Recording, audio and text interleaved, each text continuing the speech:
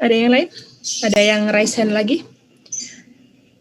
Kalau tidak, saya akan langsung, mungkin saya akan membahas dulu tentang kuis kemarin ya teman-teman.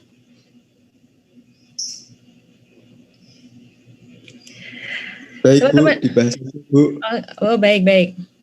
Barangkali ada yang harus bisa remedi, termasuk saya. Baik. Mungkin ada yang mau share screen terkait dengan jawaban kuis kemarin, teman-teman, dari hasil pengerjaannya kemarin. Saya persilakan kalau ada yang mau share screen. Tentunya akan menambah poin di keaktifan ya. Wah, nambah jadi abu nanti Bu. Oh tentu Mas.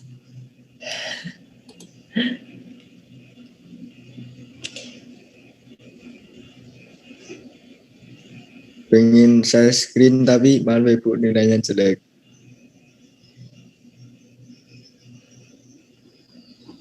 Ada yang mau share screen terkait dengan hasil pengerjaan kemarin? Ini sudah saya setting, teman-teman bisa share screen. Jadi siapa tahu ketika saya menjelaskan teman-teman belum paham, tapi kalau teman-teman yang lain menjelaskan, teman-teman akan lebih paham seperti itu. Silakan, sudah saya setting untuk share screen. Ada yang mau share screen terkait dengan jawaban kemarin? Atau dijelaskan mungkin kalau tidak share screen. Sambil teman-teman yang lain juga membuka jawaban kemarin. Kalaupun tidak share screen bisa dijelaskan saja sambil teman-teman yang lain menyimak gitu. Silakan.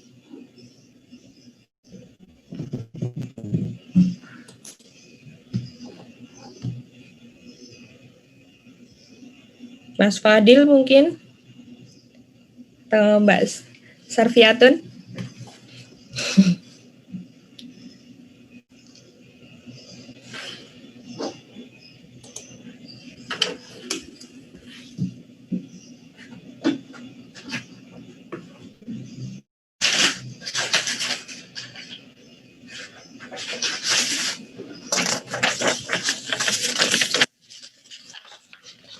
Alvan katanya mau share screen Bu, nilainya Bu. Mas Alvan silakan, kalau mau boleh. Atau Mas Rizky, Mas Febrian Rizky sendiri ya, yuk. Itu hanya share nilainya saja atau gimana Bu maksudnya? Hasil pengerjaannya kemarin saya minta untuk ditulis tangan kan ya. Oh yang pajak PPH itu Bu? Iya, yang soal yang kemarin, yang ini. Yang ini. Nah.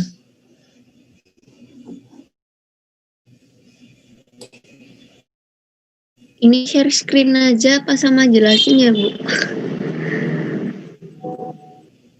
Tentunya kalau share screen kan ya sambil menjelaskan terkait dengan soalnya. Ayo Mbak Tias dijelaskan.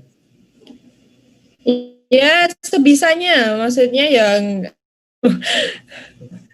mengharuskan teman-teman menjelaskan sebagaimana ini ya, yang ya seperti biasa kita di kelas itu kan teman-teman ada yang maju mengerjakan seperti itu. Nah karena sifatnya ini online berarti ya share screen dong. Ini bagaimana Mbak Tia? Majunya nggak mengerjakan tapi menjelaskan. Tapi saya rasa teman-teman juga sudah paham sih ya, maksudnya kalau suruh menjelaskan juga tidak akan susah. Emang hasilnya gimana Bu yang kemarin? Ada yang salah? Makanya kita bahas di sini.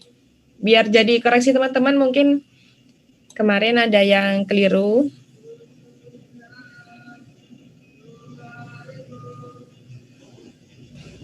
Gak ada ini? Yang berani? Aduh.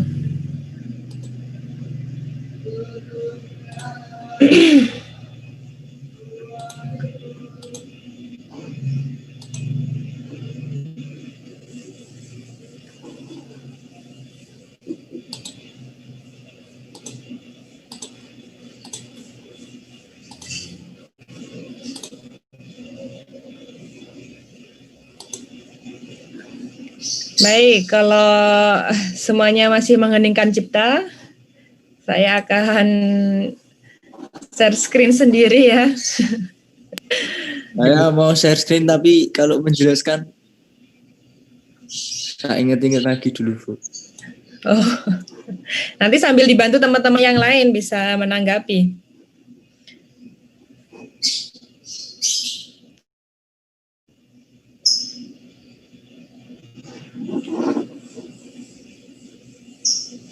Ayo Mas Febrian, jadi enggak?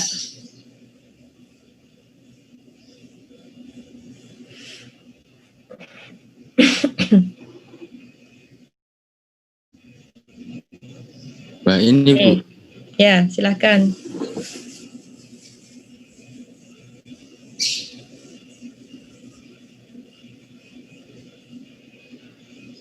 Bingung Bu mau menjelaskannya gimana Bu?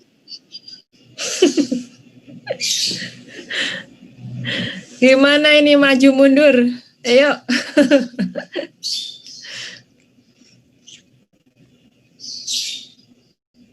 Nanti biar dibantu teman-temannya yang lain mungkin. Gimana? Jadi enggak?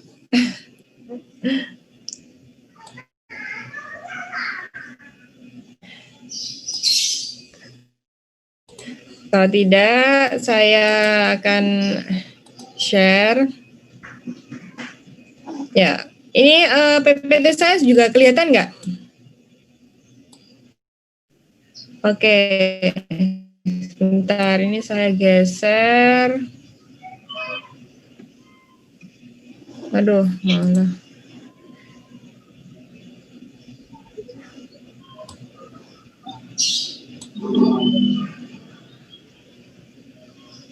Oke.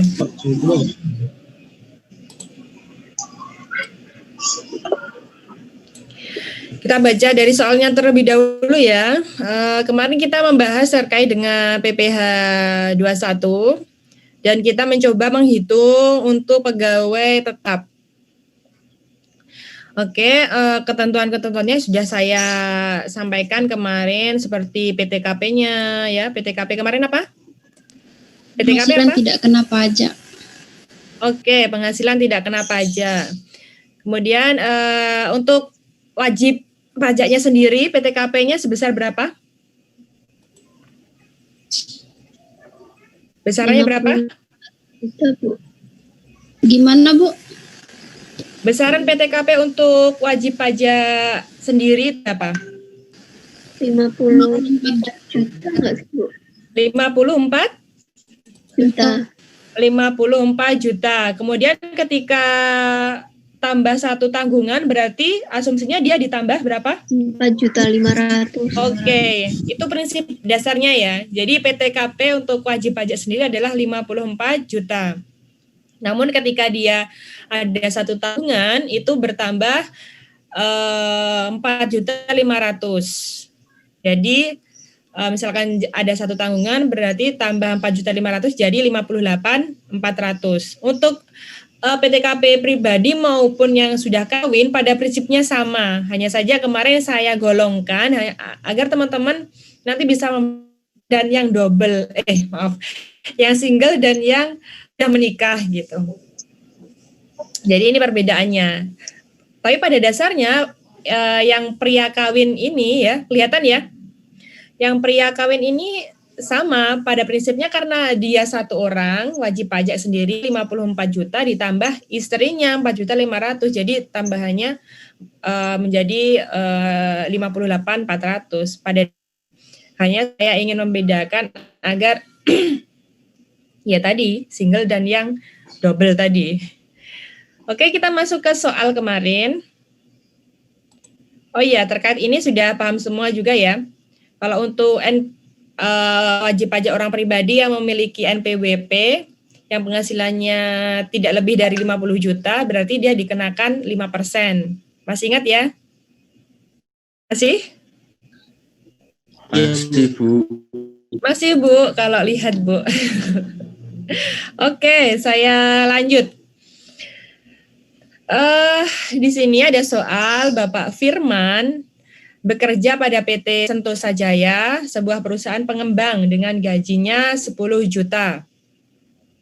10 juta, kemudian per bulan ya, ini per bulan. Bapak Firman membayar iuran THT 300.000 per bulan, ada iuran koperasi 115.000,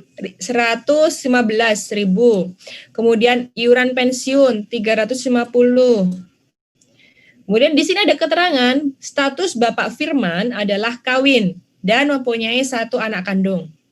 Bapak Firman juga menanggung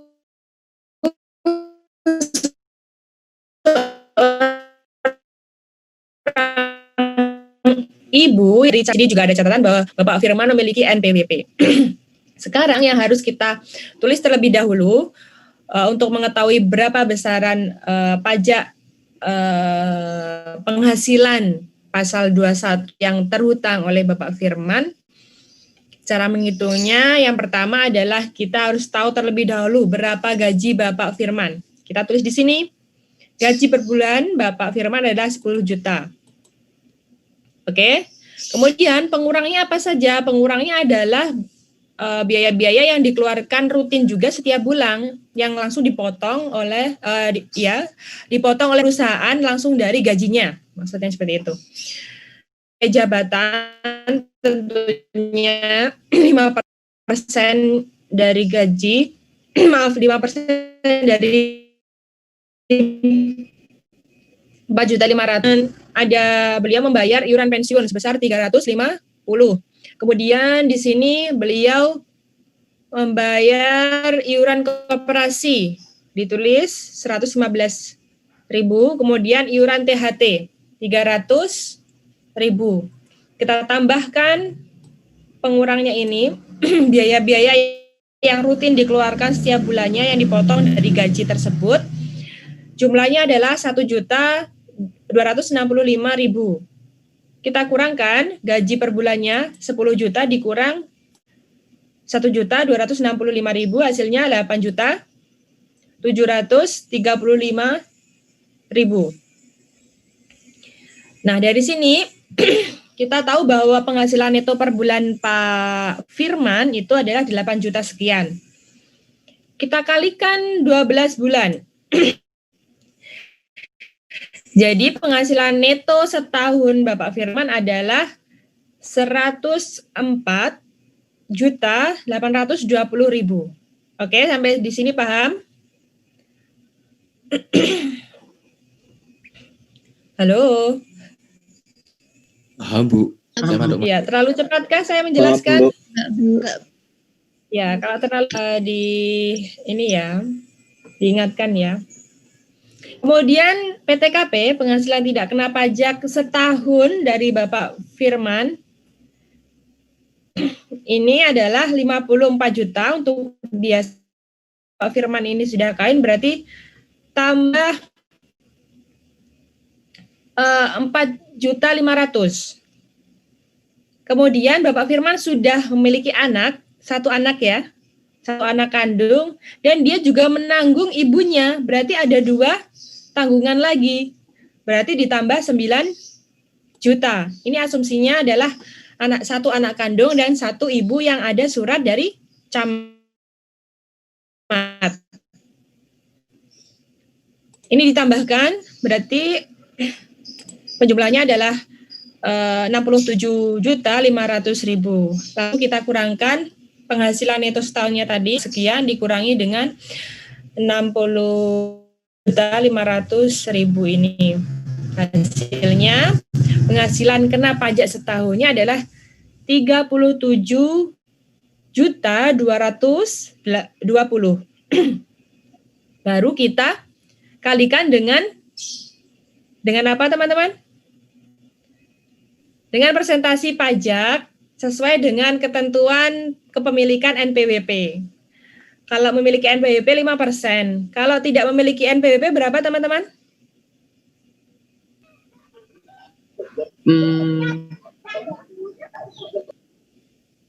Persen.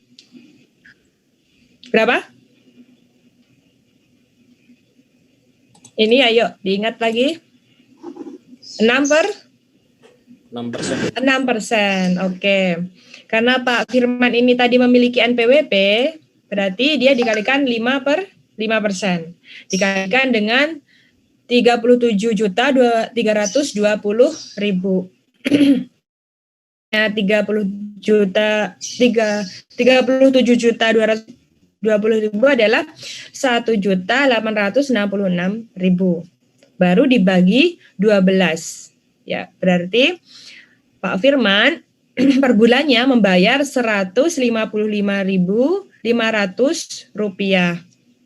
sebagai pajak PPh 21-nya Pak Firman setiap bulan. Jadi sekian.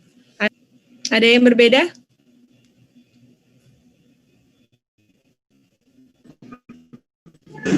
Sama, Bu. Ya, alhamdulillah kalau sama. Banyak yang sama ya ini ya. Berarti banyak yang sudah paham. Jadi seperti itu teman-teman alurnya. Baik, dari sini ada yang ditanyakan? Jadi nanti kalau ada pertanyaan seperti ini lagi, teman-teman sudah bisa menjawab. Insya Allah, Bu. Bentar, saya isi masang ini dulu.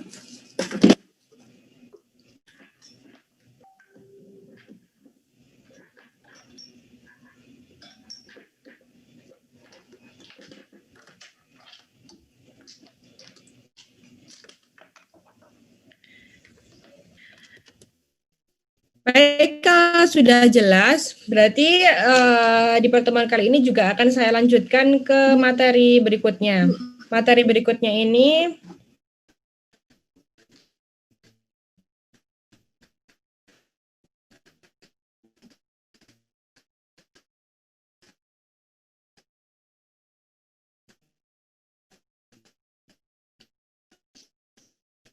kurang lebih juga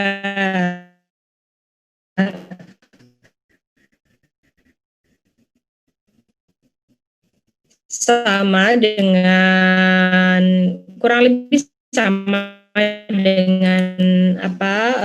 materi sebelumnya terkait dengan PP 21.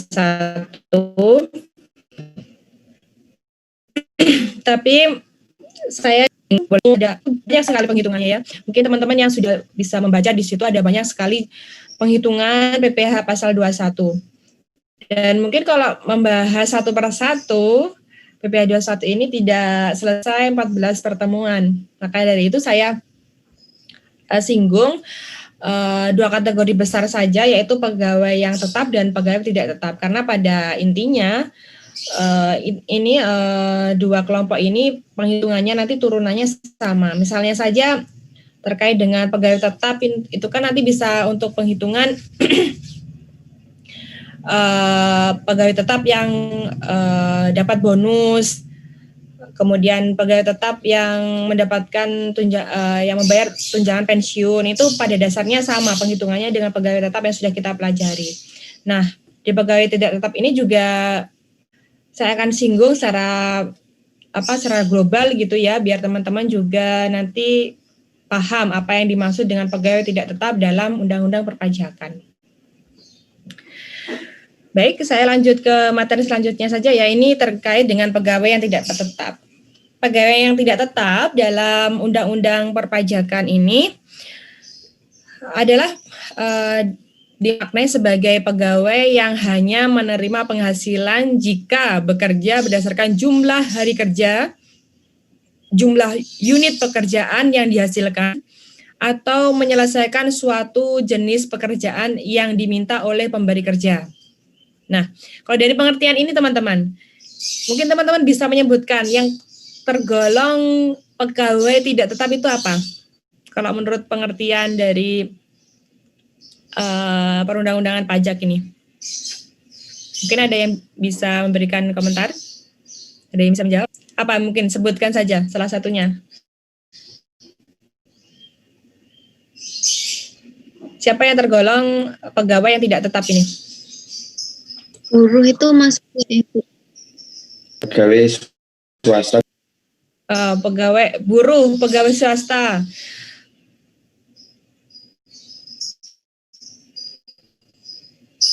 Buruh apa dulu? Kalau buruh yang di pabrik rokok misalnya yang datang setiap hari yang mendapatkan gaji bulanan itu termasuk pegawai tidak tetap bukan? Bukan.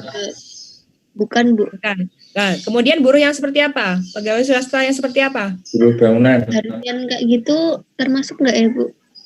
Buruh bangunan, Mas Rizky menjawab. Kemudian Mbak Tia apa, Mbak? Buruh harian kayak gitu mungkin, Bu. Iya, buruh harian misalnya apa? Ya kuli bangunan itu biasanya, Ya, Bu. Tadi Mas Febrian sudah bilang buruh bangunan, bisa. Kemudian apa lagi? Buruh tani. Kuli muat barang, Bu. Kuli muat barang. Biasanya yang di pasar-pasar itu, Bu. Oh iya, boleh. Kemudian tukang batu, Bu. Tukang batu termasuk bukan, Bu? Oke, itu kategori buruh ya, kategori buruh. Kalau yang lain? Yang gimana? Freelance. Freelance, oke. Freelance. Bisa freelance. Misalnya pegawai di suatu toko, seperti itu ya. Kemudian pelayan freelance gitu ya. Pelayan rumah makan, pelayan restoran, seperti itu. Yang kerjanya shifting gitu ya. Nah, ini masuk kategori pegawai tidak tetap. Kemudian ini kata kuncinya bahwa pegawai tidak tetap ini adalah istilah yang digunakan bagi penghasilan pegawai tidak tetap atau tenaga kerja lepas. Ini biasanya digunakan istilah imbalan, upah harian, mingguan, atau upah borongan. Nah ini, cara upah harian, mingguan, upah borongan ini akan sama, nanti dibahas di pegawai tidak tetap. Karena nanti akan mengacu pada ketentuan yang akan saya jelaskan berikutnya. Nah ini ketentuannya. Bu, maaf, screen-nya belum berubah. Belum berubah? Dari tadi, Bu, kita bingung. Oh belum ya? Oke, sebentar. Saya tutup aja ya yang ini, oke.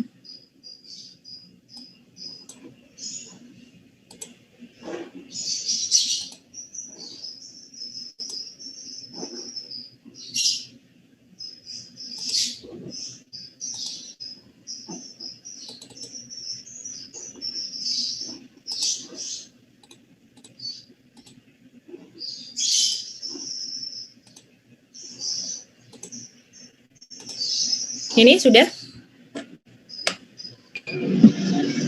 Sudah, Bu. Oke, sudah ya.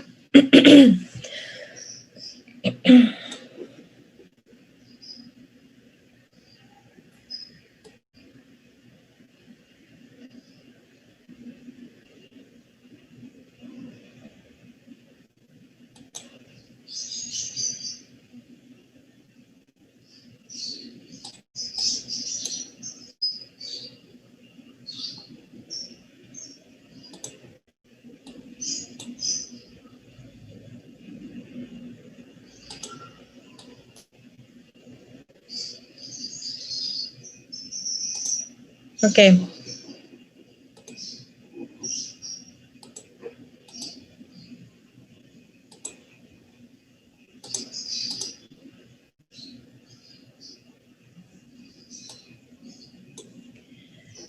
Ya, ini tadi pengertian sudah saya jelaskan. Apa itu pegawai tidak tetap. Kemudian saya akan masuk ke berikutnya, menentukan jumlah upah harian rata-rata upah atau uang saku. Jadi ketika nanti kita menentukan rata-rata upahnya, tadi kan ada gajinya itu berupa imbalan atau upah uang saku yang sifatnya harian, mingguan, ataupun bulanan mungkin juga, ataupun upah borongan.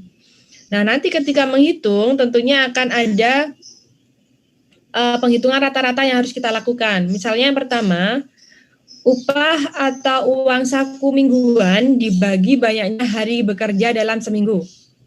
Jadi misalkan nanti seminggu dia dapat upah 100.000. Namun dia cuma bekerja dari hari Senin sampai Jumat, berarti kan 5 hari. Berarti dibagi 100.000 tadi dibagi 5 hari kerjanya. Berarti dia setiap harinya mendapatkan 20.000. Kemudian yang kedua, upah satuan dikalikan dengan jumlah rata-rata satuan yang dihasilkan dalam sehari. Misalnya kalau freelance teknisi atau yang suka memperbaiki misalnya TV ya, memperbaiki elektronik gitu. Di rata-rata misalnya ya bisa jadikan satu hari dengan hari lainnya dia bisa menyelesaikan memperbaiki satu TV itu bisa dalam satu hari bisa menyelesaikan 2 TV, mungkin di hari berikutnya 3 TV, di hari berikutnya lagi mungkin cuma 1 TV. Namun untuk penghitungan pajaknya ini di rata-rata saja, di rata-rata dikalikan dengan jumlah satuan yang dihasilkan. Jadi kira-kira berapa dalam satu harinya. Ditambahkan semua hari, kemudian di rata-rata per hari. Gitu. Kemudian untuk upah borongan dibagi dengan jumlah hari yang digunakan untuk menyelesaikan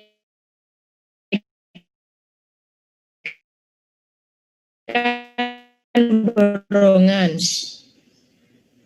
Misalnya saja dia bukan polisher yang di situ dia sebagai pendekor ya. Dekor misalnya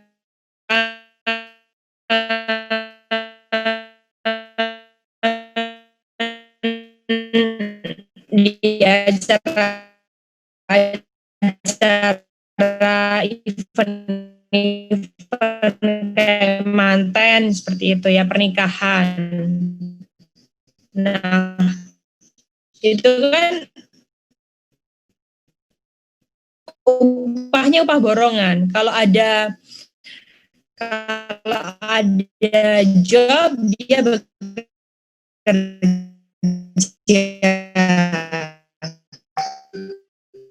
Kalau ada pesanan dia bekerja. Kalau si mungkin pelaminan gitu butuh waktu itu 7 misalnya.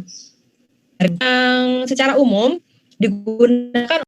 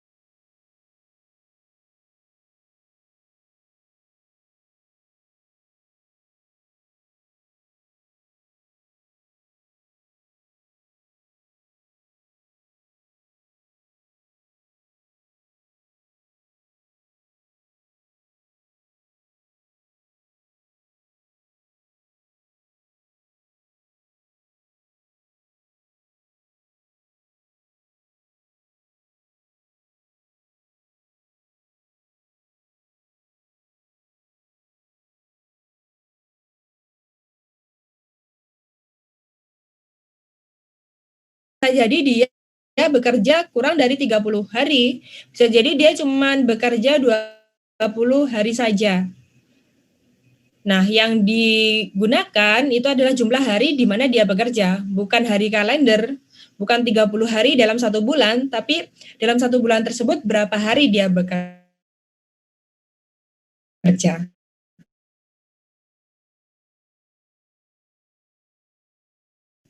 Kalau sebagai dasar untuk menetapkan PTKP yang sebenarnya adalah sebesar PTKP per tahun 54 juta dibagi dengan 360 hari. Ini PTKP secara umum ya, yang sudah dijelaskan di pertemuan sebelumnya. Kemudian yang selanjutnya, bila pegawai tidak tetap atau tenaga kerja lepas tersebut mengikuti program jaminan atau tunjangan hari tua, maka iuran yang dibayar sendiri dapat dikurangkan dari penghasilan bruto. Penghasilan bruto ini sebelum dikenai pajak gitu. Ini ketentuan-ketentuan yang tentunya harus difahami ketika teman-teman ingin menghitung pajak PPh 21 pegawai tidak tetap. Dari sini ada yang mau ditanyakan? Kalau tidak, saya akan lanjut masih terkait dengan ketentuannya. Pada PMK RI ya nomor 102 tahun 2016 terkait dengan penetapan bagian penghasilan sehubungan dengan pekerjaan dari pegawai harian dan mingguan serta pegawai tidak tetap lainnya yang tidak dikenakan pemotongan pajak penghasilan. Yang pertama ketentuannya adalah ketika PPh 21 pegawai tidak tetap atau tenaga kerja lepas yang penghasilannya kurang dari 450 per hari, sudah dibahas tadi sebelumnya, itu tidak akan dikenakan pemotongan. Kemudian yang kedua, ketentuan penghasilan tidak kena pajak itu tidak berlaku jika, ini ada ketentuannya, penghasilan bruto dimaksud jumlahnya melebihi 4.500.000 sebulan. Penghasilan bruto ini belum dipotong dengan misalkan iuran-iuran yang dibayarkan dia. Iuran hari tua, misalkan jaminan kesehatan, iuran pensiun, THT, itu ya. Kemudian yang kedua, penghasilan dimaksud dibayar secara bulanan. Kalau misalkan dirapel setiap bulan, kemudian kok jumlahnya itu melebihi 4.500.000, berarti dia tetap tidak akan terkena pajak gitu. Karena dia yang dikeluarkan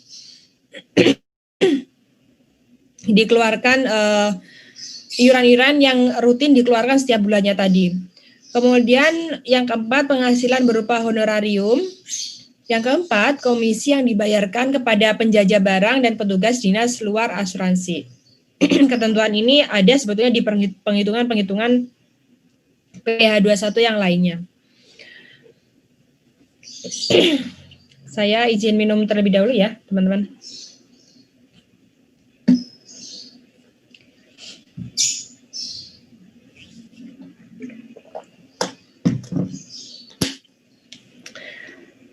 Baik. Yang selanjutnya ini adalah tarif PPh 21 untuk pegawai tidak tetap atau tenaga kerja lepas. Sudah saya buatkan tabel di sini bahwa ketika jumlah penghasilan hariannya kurang dari 450, kemudian penghasilan kumulatif sebulannya masih juga kurang dari 4.500.000, berarti di sini dasar pengenaan pajaknya masih 0 ya, atau dengan kata lain tidak dipotong PPh 21. Tapi ketika penghasilannya sudah lebih dari 450 per hari, tapi ketika dijumlah secara kumulatif per bulan masih kurang dari 4.500.000, dia sudah terkena PPh 21 teman-teman, yang besarannya adalah 5% dikalikan dengan upah dikurangi 450. Nah ini. Kemudian ketika penghasilan hariannya masih kurang dari 450, tapi ternyata penghasilan kumulatifnya ketika dihitung setiap bulannya lebih dari 4.500.000, maka DPP-nya, dasar pengenaan pajaknya, adalah 5% dikalikan upah dikurangi PTKP per 360. Kemudian selanjutnya seperti itu juga ketika penghasilannya lebih dari 450, ya, penghasilan hariannya lebih dari 450, kemudian penghasilan kumulatifnya sebulan lebih juga dari 4.500.000, DPP-nya adalah 5% dikalikan upah dikurangi PTKP per 360. Kemudian selanjutnya ketika penghasilan hariannya kurang dari 450, tapi ketika dijumlah dalam sebulan lebih besar dari 10.200.000, maka yang digunakan adalah tarif PPh pasal 17 ayat 1 huruf A atau 5%. Ini hampir sama dengan pegawai tetap ya, hampir sama ini penghitungannya. Begitu juga dengan ketika seseorang mendapatkan penghasilan setiap harinya lebih dari 4.500.000, kemudian penghasilan kumulatif sebulannya juga lebih besar dari 10.200.000, yang dikenakan adalah PPh pasal 17. Ya, atau 5% dari penghasilan netonya. Ini ketentuan-ketentuan tarif PPh 21 pegawai tidak tetap atau tenaga kerja lepas, mungkin bisa dipahami terlebih dahulu pelan-pelan sambil dihafal mungkin, biar nanti ketika mengerjakan soal tidak kesulitan mencari-cari mana ini ketentuannya, seperti itu. Nah, kalau sudah, saya akan lanjut ke slide berikutnya. Ini kita masuk ke contoh, teman-teman.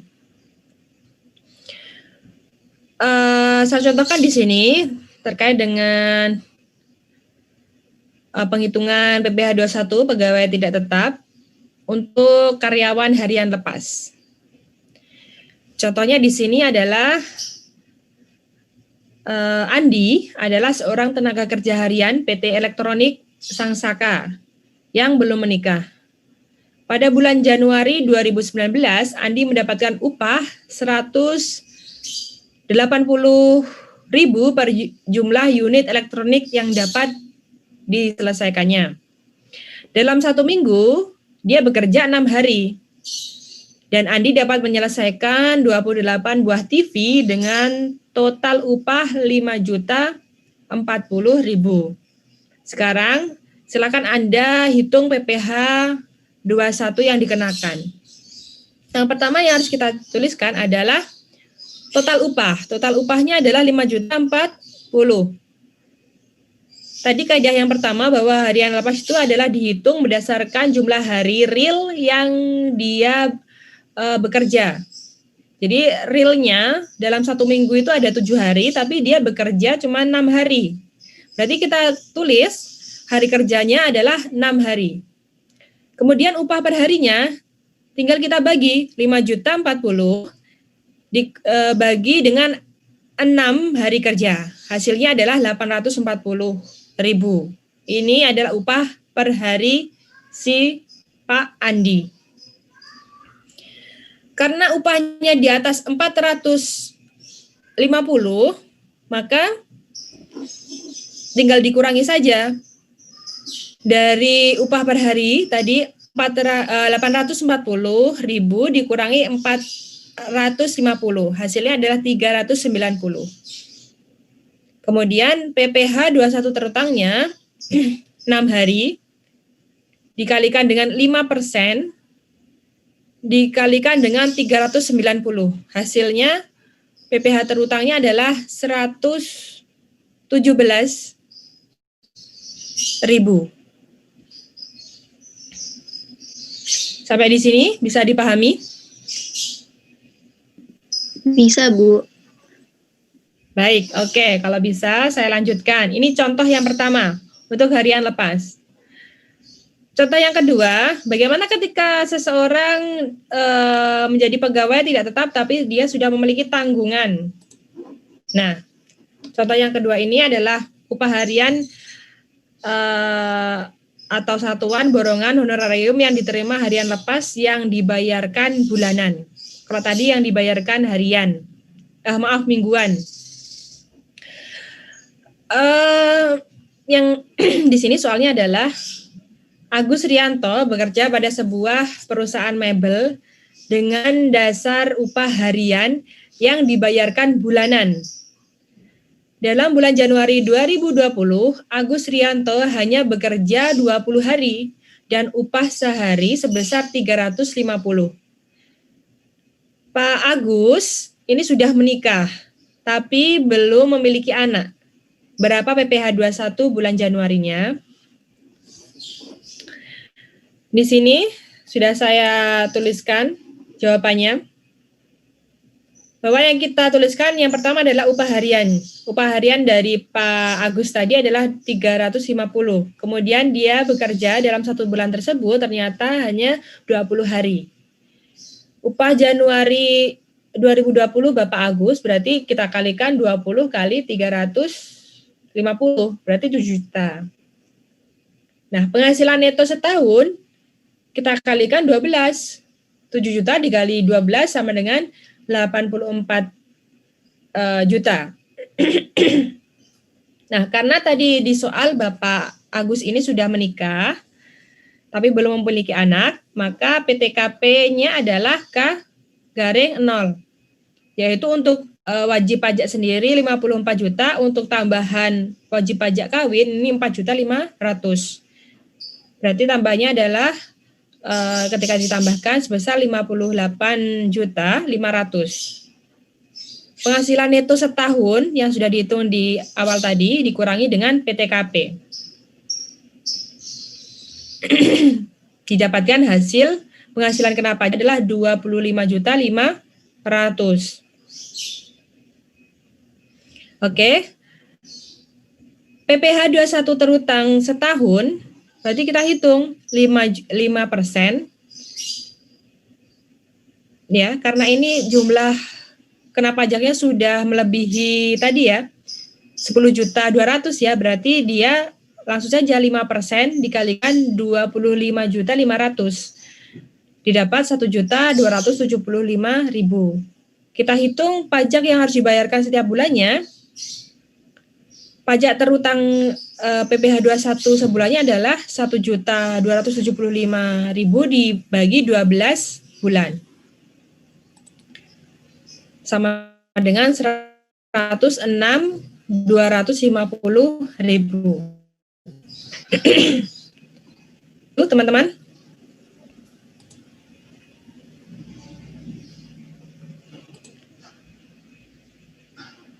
Ini adalah penghasilan pegawai tidak tetap yang memiliki tanggungan atau sudah menikah tapi belum memiliki anak. Cara penghitungannya seperti ini. Sampai di sini ada pertanyaan? Bu, saya mau tanya. Oke, Mbak siapa? Sarpi, Bu. Ya, silakan, Mbak. Saya mau tanya mengenai WP, tambahan WP itu, Bu, wajib pajak itu. Maksimalnya berapa kalau ditulis misalnya kalau tanggungannya lebih, misalnya tanggungannya banyak itu maksimalnya berapa ditulis, Bu? Wajib pajak? Ya, tambahan bagi wajib pajak itu. Bagi misalnya dia udah nikah nih, Bu, terus anaknya banyak gitu. Itu maksimalnya tanggungannya ditulis berapa? Baik, kalau maksimalnya biasanya tanggungannya itu 3, Mbak. Tapi coba nanti saya cari ya terkait dengan ketentuan terbarunya. Kalau dulu memang maksimal ada 3 tanggungan. Tapi untuk ketentuan terbarunya mungkin bisa jadi berubah. Jadi nanti kita sama-sama cek ya. Jadi kalau misalkan tanggungannya lebih daripada 3, bisa jadi yang berubah itu misalkan tanggungannya 5. Berarti yang tertanggung itu cuma 3 gitu. Iya, Bu, makasih, Bu. Iya, oke.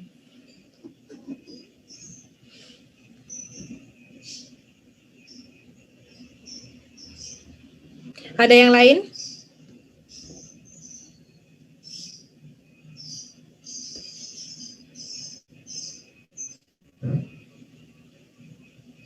Ada yang lain? Sudah jelas?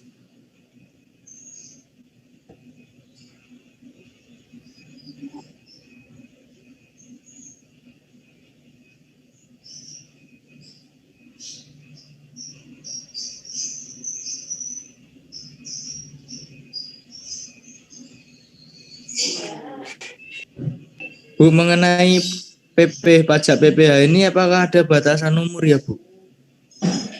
Untuk yang diberikan bagi wajib pajak. Kalau batasan umur,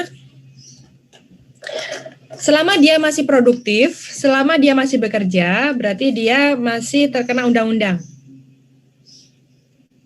Dan biasanya kan dalam bekerja itu, kalau budaya kita ya, budaya orang Indonesia itu kan ada masa-masa produktif. Biasanya masa-masa produktif itu ya antara 30 sampai 60 tahun. Selebih daripada itu mungkin ada beberapa yang masih mungkin produktif, ada sebagian besar itu sudah dikatakan non produktif gitu. Jadi ya selama dia bekerja walaupun mungkin melewati masa produktif dalam skala sosial ya, dia akan masih terkena undang-undang tersebut gitu. Masih bisa dikatakan sebagai wajib pajak. Seperti itu Bu. Kan soalnya setahu saya itu wajib pajak itu ya kesadaran diri kita untuk datang ke badan perpajakan, kemudian kita memberikan pajak tersebut, Bu. Iya, benar sekali. Jadi memang ini terkait dengan kesadaran setiap masyarakat untuk membayar pajak, gitu. Bisa jadi ketika kita memperoleh penghasilan, tapi kita tidak lapor, bisa jadi memang kita tidak akan membayar pajak. Hanya saja ketika nanti misalkan ada irjen, dan misalnya Mas Febrian Rizky, awalnya bekerja tidak tetap, tapi lama-lama menjadi pengusaha besar. Kemudian masih tetap tidak mau melaporkan ya ke Dirjen Pajak terkait penghasilannya yang semakin besar tersebut. Nanti kalau misalkan ada irjen ya yang mensweep, kemudian mengetahui bahwa penghasilan Mas Rizky itu memang sudah seharusnya dilaporkan ke pajak, ya nanti malah kena denda gitu.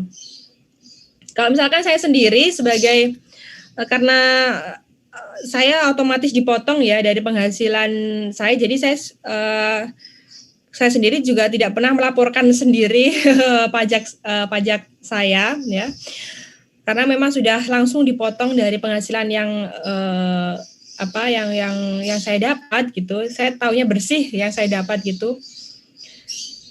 Makanya itu lebih aman daripada ketika kita memang mungkin berbeda dengan teman-teman kita yang misalnya punya perusahaan sendiri atau mungkin memiliki usaha sendiri yang memang harus melaporkan penghasilannya secara mandiri ke Dirjen Pajak gitu.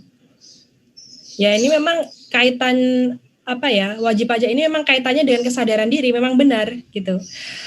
Seperti halnya kita memiliki NPWP. Kemarin ada yang bertanya di kelas, kalau tidak salah itu kelas siang ya, Bu, apakah NPWP itu wajib bagi yang sudah berpenghasilan saja atau bagi yang belum berpenghasilan itu sudah bisa membuat gitu?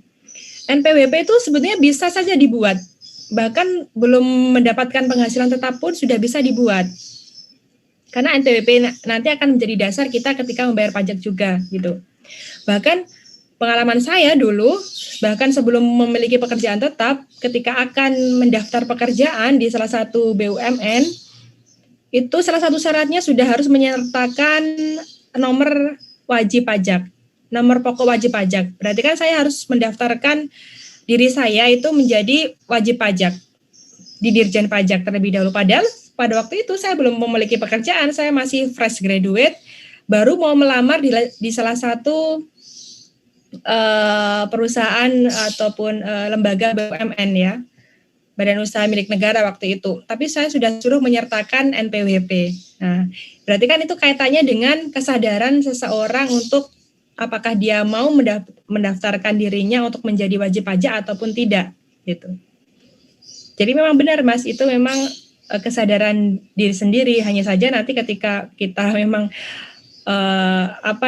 istilahnya itu mangkir gitu, kemudian diketahui bahwa penghasilan kita sudah lebih daripada cukup untuk membayar pajak, tapi kita tidak membayar pajak, justru nanti kita malah terkena denda, bahkan mungkin sanksinya bisa sanksi pidana seperti itu. Baik, ada pertanyaan lain? Ya, silakan.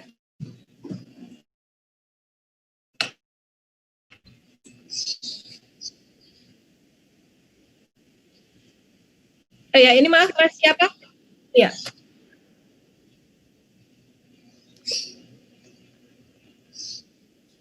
Oh, Mas Ahyar. Oke, Mas Ahyar. Ya, Mas, silakan.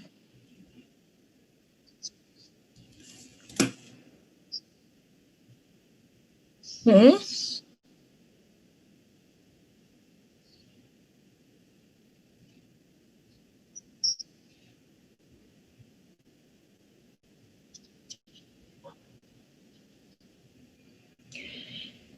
Ya, terima kasih.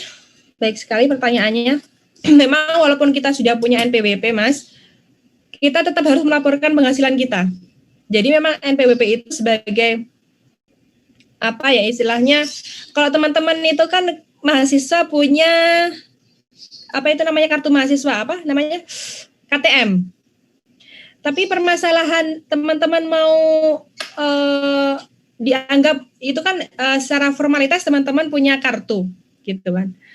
Tapi apakah teman-teman bisa dikatakan sebagai mahasiswa yang benar-benar mendapatkan ilmu dari kuliah itu kan ketika bisa dianggap bahwa teman-teman itu seorang mahasiswa yang memang memiliki ilmu setaraf mahasiswa ketika teman-teman masuk kuliah setiap harinya, absen setiap harinya. Sama dengan NPWP. NPWP itu sebagai bukti bahwa kita wajib pajak. Tapi untuk membayarkannya kita harus tetap melewati tahap selanjutnya yaitu melaporkan penghasilan kita. Melaporkan penghasilan yang kita dapat.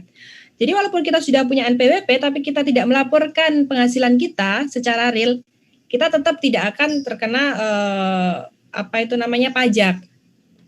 Kalau misalkan pegawai negeri, misalkan seperti saya memang langsung dipotong karena kan ketahuan yang mengeluarkan gaji saya kan negara, jadi langsung ketahuan bahwa Hilmi gajinya sekian gitu kan, jadi otomatis langsung kepotong sekian gitu. Tapi bagi teman-teman yang mungkin penghasilannya tidak dikeluarkan oleh pemerintah atau misalkan pengusaha yang gajinya sampai 100 juta berapa gitu, kemudian tidak melaporkan, diam-diam lah istilahnya seperti itu, ya sebetulnya tidak akan kena pajak. Hanya saja kan nanti ketika ada irjen, ya lagi-lagi tadi seperti yang saya sudah sampaikan dengan pertanyaan Mas Rizky, nanti akan terkena denda, bahkan ada sanksi pidana dan selanjutnya. Penyitaan dan sebagainya gitu kan, karena mangkir dari pajak. Jadi langkah selanjutnya ketika kita sudah memiliki NPWP, kita ya lapor. Baiknya memang walaupun kita belum memiliki penghasilan, tapi kita sudah punya NPWP, setiap tahunnya kita lapor. Ya kita isi bahwa penghasilan kita masih nol gitu. Yang penting kita setiap tahunnya melaporkan progres apa itu namanya progres penghasilan kita setiap tahunnya. Biasanya setiap tahun sekali teman-teman yang sudah NPWP itu diminta melaporkan apa itu mengisi form SPT, kemudian dilaporkan ke Dirjen Pajak. Ya kalau misalkan teman-teman belum penghasilan ya berarti ditulis nol penghasilannya gitu. Dan itu dia akan ditarik pajak gitu. Cuma sebagai apa ya seperti informasi ataupun laporan kepada Dirjen Pajak bahwa saya ini wajib pajak tapi saya belum terkena pajak ya. Saya masih kena PTKP nih karena saya belum punya penghasilan gitu.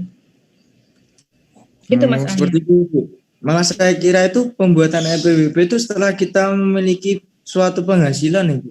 Rupanya pembuatan NPWP itu bebas ya, Bu? Bisa.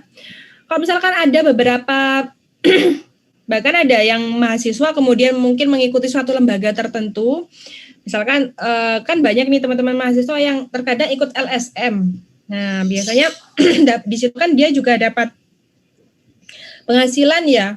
Ya walaupun dia mahasiswa tapi mungkin penghasilannya tidak tetap karena dia ikut freelance di salah satu LSM gitu, boleh membuat NPWP, tapi nanti dari hitung-hitungan penghasilan tersebut apakah kena pajak atau tidak itu nanti kan yang menentukan Dirjen Pajaknya.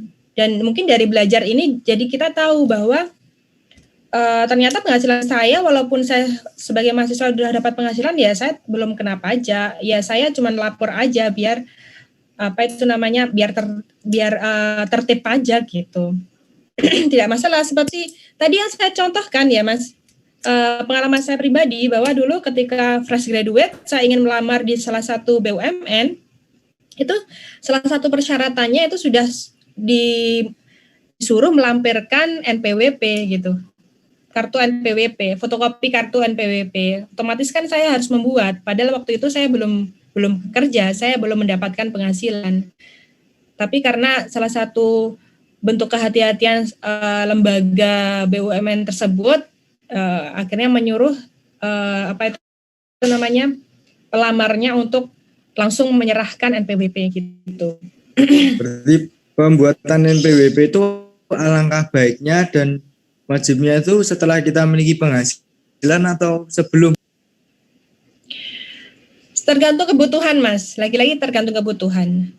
Kalau misalkan memang sebelum dapat penghasilan sudah butuh, ya segera buat. Kalau belum perlu dan belum memiliki penghasilan, ya tidak apa-apa, nanti saja, seperti itu. Bu, kalau misalkan udah wajib pajak tuh, nah itu nanti tiba-tiba tuh di tengah jalan dia tuh mengalami kebangkrutan gitu Bu, itu bisa nggak ya Bu pajaknya itu dicabut atau gimana gitu Bu? Itu gimana ya Bu? Tentu ada laporan Mbak. Nanti jadi ketika misalkan seorang pengusaha kalau di tengah jalan misalnya terjadi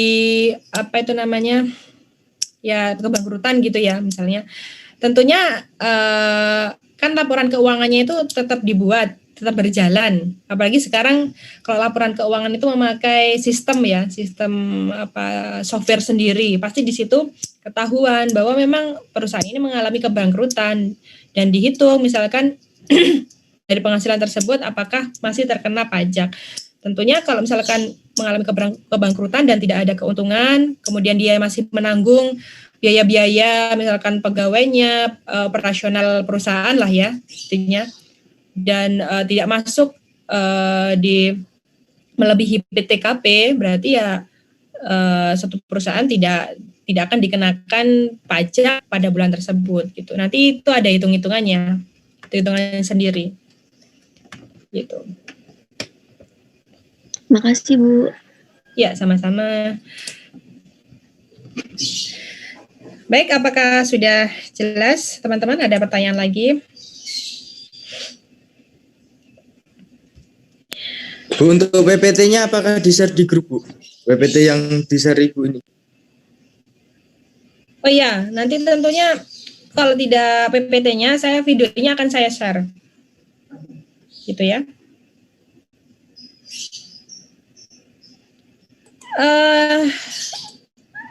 Terkait dengan materi kali ini ada pertanyaan. Kalau sudah jelas, saya ingin menyampaikan informasi berikutnya. Tadi janji saya sebenarnya nggak lama-lama ya, tapi karena saya tadi mulainya memang agak mundur, sengaja karena ya biar teman-teman punya waktu lebih longgar ya pagi hari. Baik. Untuk teman-teman, karena minggu ini sebetulnya minggu sesuai dengan edaran akademik kita UTS ya sebetulnya. Tapi karena kemarin ada beberapa waktu kita digunakan untuk acara-acara yang lain ya, seperti minggu kemarin ada acara prodi kita yang memang harus kita sukseskan ya. Apalagi ini akhir tahun ya, banyak libur gitu. Kemarin juga kita satu hari itu hari Kamis juga libur. Makanya ini kita agak mundur. Jadi saya rencanakan minggu depan ini kita UTS, teman-teman. UTS yang pelaksanaannya serentak.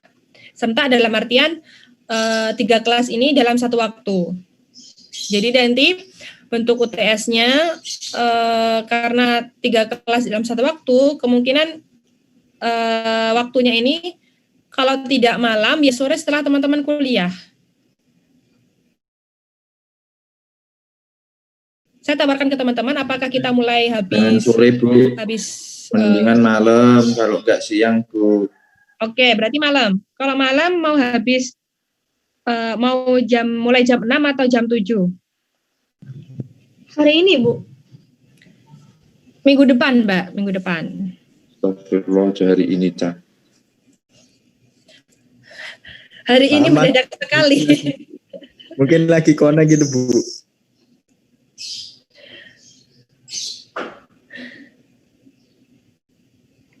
Jadi mungkin malam ya, mungkin agar waktunya sedikit lebih longgar, kita mulai jam 7 saja ya.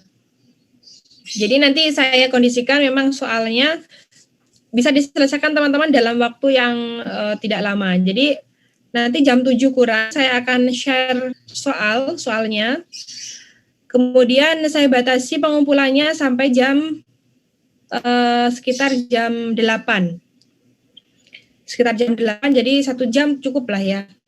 Jadi nanti sistemnya sama seperti kuis kemarin, teman-teman menulis dulu, kemudian di di scan, kemudian dikirim di Google Classroom, seperti itu. Jadi jam 7 kurang 5 menit atau 10 menit saya akan share soalnya, kemudian silakan dikerjakan dalam waktu 1 atau 1,5 jam, kemudian dikirim ke Google Classroom, seperti itu. Tidak pakai Tesma saja, Bu. Hitung-hitungan, Mas. Gimana? Kalau misalkan bisa mengerjakan hitung-hitungan seperti ini dalam jangka waktu 1 menit atau 2 menit, boleh. Nanti saya bikinkan Tesma saja. Gimana? Mas Fahmi pinter kok, Bu. Gas itu, Bu. Jangan, Bu. Ya, Bu, khusus Fahmi Tesma saja soalnya 50. Fahmi aja, Bu. Yang lain nggak usah. Iya, Bu. Khusus Mas Fahmi nanti saya sendirikan penilaiannya. Nanti khusus di Tesmos ya, Mas. Saya akan buatkan link sendiri. Oke? Jadi seperti itu ya, teman-teman. Minggu depan kita UTS. Berarti kalau Kamis berarti malam Jumat. Malam Jumat itu malam yang baik ya. Oke. Malam yang baik untuk kita UTS. Oke. Ada pertanyaan terkait dengan UTS minggu depan? Materinya tentu ya yang sudah kita pelajari. Kisi-kisinya apa? Ya pelajari semua yang sudah kita pelajari, itu saja. Ya tentunya kalau ada soal hitung-hitungannya tidak akan jauh dari 2 materi yang kita bahas kali ini dan minggu yang lalu ya. Tentu akan ada hitung-hitungannya pasti karena ini perpajakan. Apakah ada yang tidak hitung-hitungannya? Iya. Gitu. Kalau ditanya kisi-kisinya seperti itu. Jadi karena teman-teman sudah lama tidak mencatat ya mungkin biar saya tidak tahu mungkin tugas-tugas di mata kuliah lain mungkin juga banyak yang mencatat. Jadi nanti teman-teman tulis tangan terlebih dahulu kemudian di-scan. Baik, ada pertanyaan sebelum saya akhiri? Soalnya ada berapa, Bu? Gimana? Soalnya ada berapa? Nanti saya akan sesuaikan dengan waktu yang sudah saya tentukan. Ya, kalau misalkan tidak mungkin dalam 1 jam itu saya mengharuskan teman-teman menyelesaikan 50 soal bentuknya hitung-hitungan perpajakan gitu kan. Kasihan juga gitu. Jadi nanti saya pasti akan sesuaikan. Soalnya 5 tapi beranak, Bu. Boleh. Itu kayaknya tips saran yang bagus itu. Nanti kita beranak. Febri aja, Bu, itu.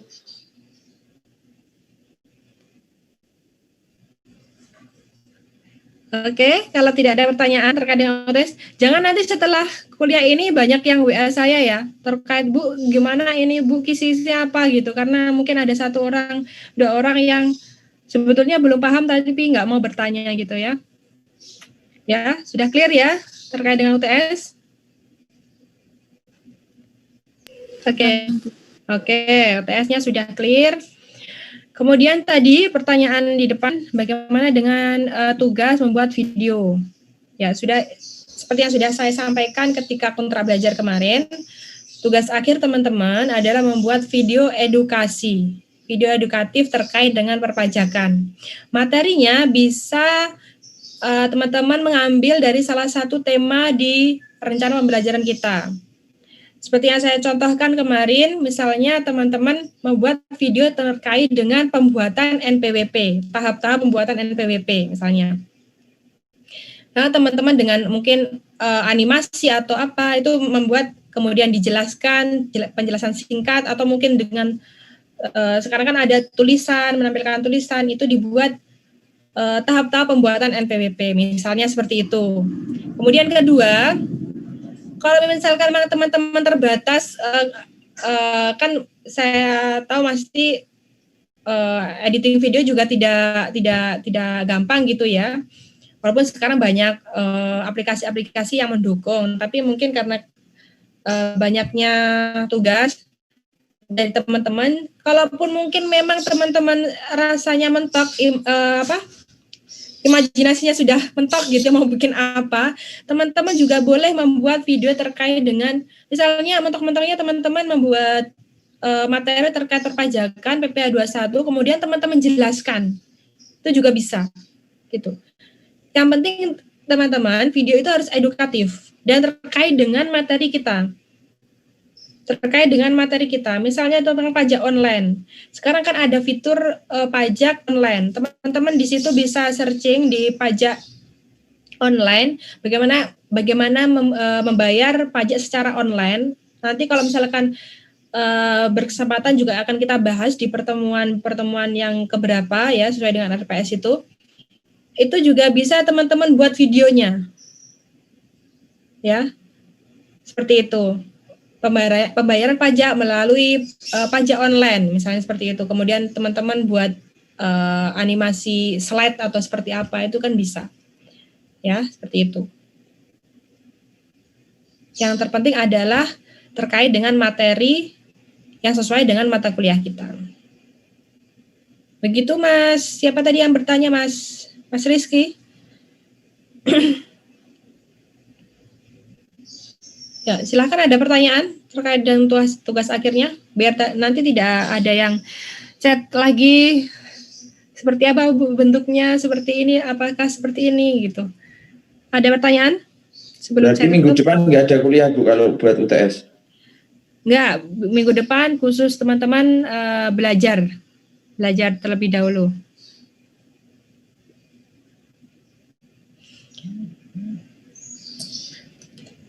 Baik Ibu. Oke. Sudah jelas terkait dengan video? Bu, sampun. Ya, oke. Kalau sudah jelas untuk materi kali ini mungkin juga sudah saya cukupkan penjelasan saya terkait dengan PPh 21 pegawai tidak tetap pada kesempatan kali ini. Terima kasih kepada teman-teman yang sudah menyimak, yang sudah ikut kuliah. Jangan lupa absen. Absennya apa tadi? Dengan screenshot ataupun memfoto foto teman-teman yang menampilkan foto dan yang ada namanya dikirimkan ke grup, ditulisi dengan NIM. Ya. Fotonya kalau bisa dihidupkan videonya ya. Sebagai bukti bahwa teman-teman mengikuti. Ya, sebagai bukti presensi kita di pertemuan kuliah kali ini. Baik, jika sudah tidak ada yang ditanyakan, saya cukupkan sekian untuk kuliah pada pagi hari ini. Semoga bermanfaat. Billahi taufik wal hidayah. Wassalamualaikum warahmatullahi wabarakatuh.